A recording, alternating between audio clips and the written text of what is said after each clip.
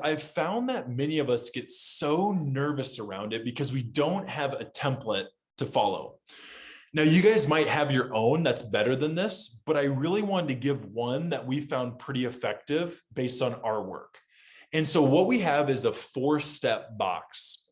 And it's all about processing before I give someone feedback. So it doesn't turn into the machine gun effect where I bring up one thing and I'm like, oh, now that I'm talking about that and we're in it, I'm going to bring about this and this and this.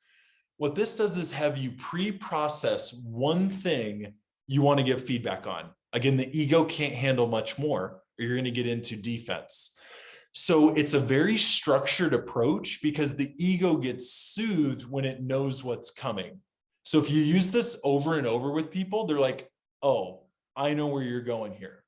And so how it works is it's 4 boxes you fill out, starting with step 1. What's the employee doing well that's working or helping? Now, this isn't the sandwich effect, which is where you, if you guys know what I mean, where you put a positive, then you drop the negative, and then you finish with a positive. It's just so we know that not all employees are all good or all bad. So we just acknowledge what's working well. Now, step 2 is where you're kind of nudging at the developmental need. Here's what's not working yet.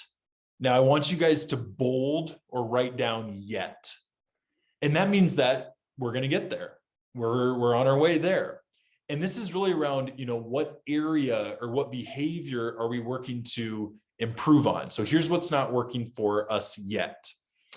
Now, step 3 is all about help me understand is the scripting. Help me understand how you're making decisions or what choices you're making or what business discipline you're making that causes you to end up in these situations, and really listen. And you'll see here, watch for stories, drama. This means that, but it's helped me understand your perspective on this. And then number 4 is discuss what's possible given some of this insight if they took action differently. Like, here's what could be with some of the insights we just had, and talk about what fluency looks like. So let me give you an example that brings some color to this. So my favorite way to practice this is you find someone that's getting in a lot of trouble in the news or on Twitter, or someone that's just making some poor life choices in the news or something. And so mine's not really that, but growing up, I used to watch Scooby-Doo like religiously. I love Scooby-Doo, like the classic Scooby-Doo. And what used to drive me absolutely insane, who needed some feedback, was Velma. Now, do I have any Scooby-Doo fans before I use this example? Does anybody know Scooby-Doo? Ruh-roh. Okay, Peter, thank you. We got one person. So Velma drove me nuts. Now, here's why she drove me nuts. Whenever we needed the smartest person to help us solve the case, she'd lose her dang glasses. Do you guys like the jinkies? So I practice on Velma to get ready to then bring this into an example. So Velma, here's what's working well. What I love is your intelligence and your tagline, Jenkies. You really help us both entertain the audience and solve cases. You're a genius. What's not working for me yet is every time we need you in crunch time, you end up losing your glasses and they're broken. Help me understand what you've been researching for products to keep your glasses on. Have you looked at LASIK? Have you thought about contact lenses? In basketball, we use goggles sometimes. Like, what's your approach to this problem? Have you noticed this? And we discuss.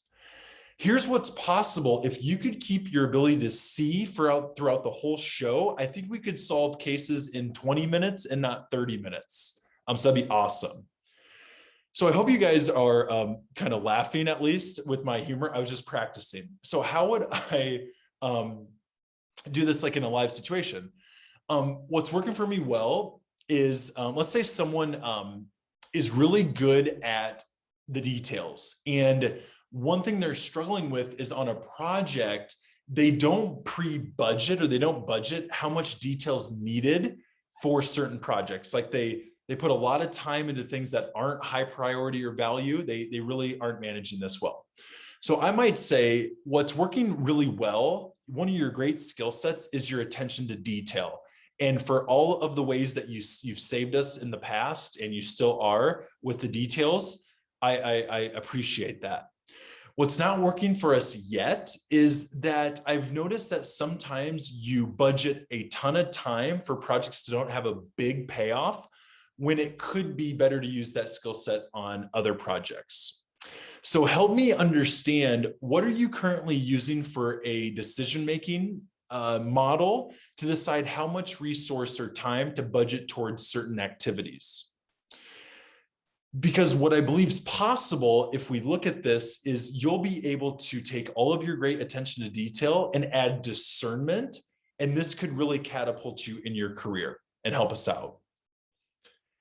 So I'm just playing with that, but the idea behind this, if this was hopefully helpful for you guys, is using this box. You can practice the night before or on your way to work and just go box by box, even write it down. Sometimes I keep this in front of me because if I don't have this template, I tend to wander.